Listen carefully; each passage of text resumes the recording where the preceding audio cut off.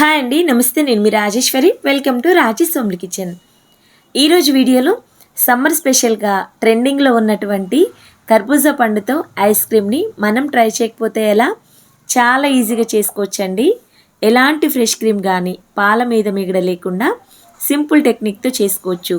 ఈ ice cream చాలా సాఫ్ట్గా, తిన్న కొద్దీ తినాలనిపించేంత రుచిగా ఉంటుందండి.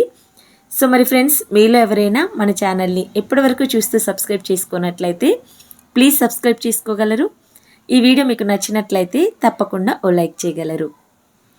మరి ఇంకెందుకు ఆలస్యం, లేట్ చేయకుండా ఈ కర్బూజా పండుతో ఐస్ క్రీమ్ని ఎలా తయారు చేసుకోవాలో ఫాస్ట్గా చూసేద్దాం రండి. ఫస్ట్ అయితే స్టవ్ ఆన్ చేసి ఒక ప్యాన్ పెట్టుకొని 1/2 లీటర్ దాకా ఫుల్ ఫ్యాట్ మిల్క్ని వేస్తున్నానండి. మనం చికెన్ పాలు వేసుకుంటేనే ఐస్ క్రీమ్ అనేది సాఫ్ట్గా చాలా బాగొస్తుంది. ఇప్పుడు మంటని మీడియం ఫ్లేమ్లోకి టర్న్ చేసుకొని పాలని అడగంటకుండా మధ్య మధ్యలో కలుపుకుంటూ ఒక 2-3 నిమిషాల వరకు మరిగించుకోవాలండి. పాలని ఇలా 2-3 నిమిషాలు మరిగించుకున్న తర్వాత నెక్స్ట్ ఇందులోకి మీకు స్వీట్నెస్కి సరిపడా పంచదారని వేసుకోవాలండి. ఇక్కడ నేను 6-7 టేబుల్ స్పూన్ల దాకా పంచదారను వేశాను. ఈ పంచదార మొత్తం కూడా పాలల్లో కలిసేంత వరకు కరిగించుకోండి. ఈ పాలు మరిగేలోపు మనం వేరొక బౌల్లోకి 2 టేబుల్ స్పూన్ల దాకా కస్టర్డ్ పౌడర్ని వేసుకోవాలండి. ఈ కస్టర్డ్ పౌడర్ మనకి బయట మార్కెట్లో ఈజీగా దొరుకుతుంది.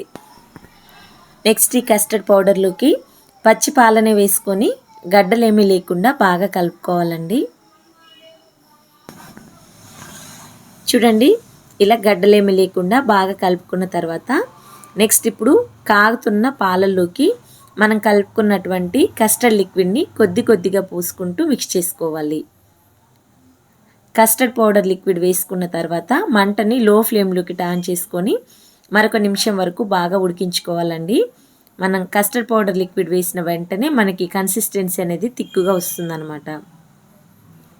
ఇలా మొత్తం కూడా దగ్గరికి అయ్యేంత వరకు బాగా కలుపుకుంటూ ఉడికించుకున్న తర్వాత ఇప్పుడు స్టవ్ ఆఫ్ చేసుకొని ఈ మిశ్రమాన్ని మొత్తాన్ని కూడా పూర్తిగా చల్లారిపోనివ్వండి. ఈ మిశ్రమం చల్లారేలోపు ఐస్ క్రీమ్లోకి కొన్ని ప్రిపరేషన్స్ అయితే చేసుకుందామండి.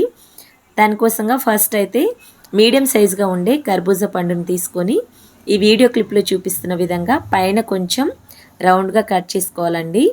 ఇలా కట్ చేసుకున్న తర్వాత ఒక స్పూన్ సాయంతో ఫస్ట్ అయితే కర్బూజా పండులో ఉన్న సీడ్స్ మొత్తాన్ని కూడా తీసేసుకొని వేరే బౌల్లోకి వేసేసుకోండి. ఇప్పుడు ఈ కర్బూజా పండు లోపల ఉన్న ఈ గుజ్జు మొత్తాన్ని కూడా స్పూన్ సాయంతో ఇలా చేసుకోవాలన్నమాట.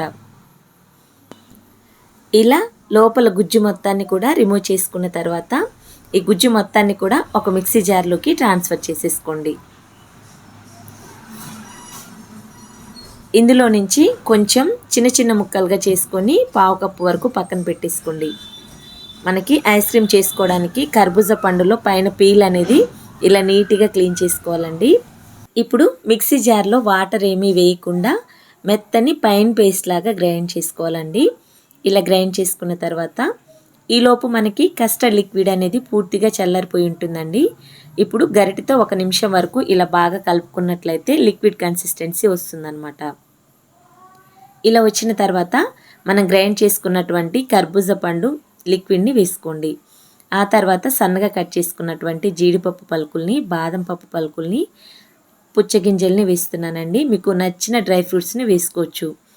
అన్నీ వేసుకున్న తర్వాత ఇవన్నీ కలిసేటట్లు ఒకసారి బాగా కలుపుకోండి.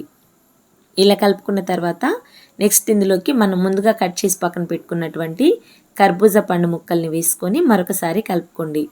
ఇప్పుడు ఐస్ క్రీమ్ తయారు చేసుకోవడానికి ఇలాంటిది ఒక చిన్న కూర గిన్నె కానీ బౌల్ కానీ పెట్టేసుకొని దానిపైన కర్బూజా పండుని పెట్టేసుకోండి. ఇందులోకి మనం ప్రిపేర్ చేసుకున్నటువంటి లిక్విడ్ని వేసుకోండి. ఇలా కర్బూజా పండులో పట్టినంత వేసుకున్న తర్వాత పైన గార్నిష్ కోసం మరలా కొన్ని డ్రై ఫ్రూట్స్ని వేసుకోండి. మిగిలిన లిక్విడ్ ఉంటే వేరొక డబ్బాలోకి ట్రాన్స్ఫర్ చేసేసుకొని ఈ డబ్బాలో పైన కూడా డ్రై ఫ్రూట్స్తో గార్నిష్ చేసేసుకొని ఇప్పుడు మూత పెట్టేసుకోవాలండి. ఈ కర్బూజా పండు కూడా మనం పైన తొక్కు తీసాం కదా, ఆ తొక్కునే మళ్ళీ కర్బూజా పైన పెట్టేసుకొని ఫ్రీజర్లో ఫ్రీజ్ చేసుకోండి. డీప్ ఫ్రీజ్లో పెట్టుకున్న తర్వాత ఒక 6 గంటలు కానీ లేదా ఓవర్ నైట్ కానీ ఫ్రీజ్ చేసుకున్నట్లయితే మనకి ఐస్ క్రీమ్ అనేది తయారవుతుందండి. ఇక్కడ నేను ఒక 6 గంటలు అయితే ఫ్రీజ్ చేశానండి. 6 గంటల తర్వాత ఐస్ క్రీమ్ని అయితే బయటికి తీసి చూపిస్తున్నానండి. చూడండి మనకి ఇలా కొంచెం గట్టిగా వస్తుందండి. ఇప్పుడు నైఫ్ తీసుకొని ఇలా మీకు నచ్చిన షేప్లో మనకి ఐస్ క్రీమ్ ముక్కల్లా కట్ చేసుకోవచ్చు. ఇక్కడ నేనైతే రౌండ్గా కట్ చేస్తున్నానండి.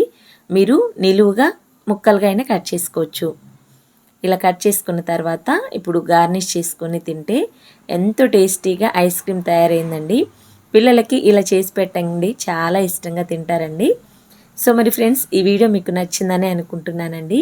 నచ్చినట్లయితే ఓసారి ఈ విధంగా ట్రై చేయండి. ట్రై చేశాక మీకు ఎలా కుదిరిందో నాకు కామెంట్ చేయండి. ఇలాంటి టేస్టీ వెరైటీ హెల్తీ రెసిపీస్ కోసం మన రాజీ సోమ్లి కిచెన్ని సబ్స్క్రైబ్ చేసుకొని తప్పకుండా ఓ లైక్ చేయగలరు. ఈ వీడియో నచ్చితే ఈ వీడియోని మీ ఫ్రెండ్స్కి రిలేటివ్స్కి షేర్ చేయండి. Thank you for watching.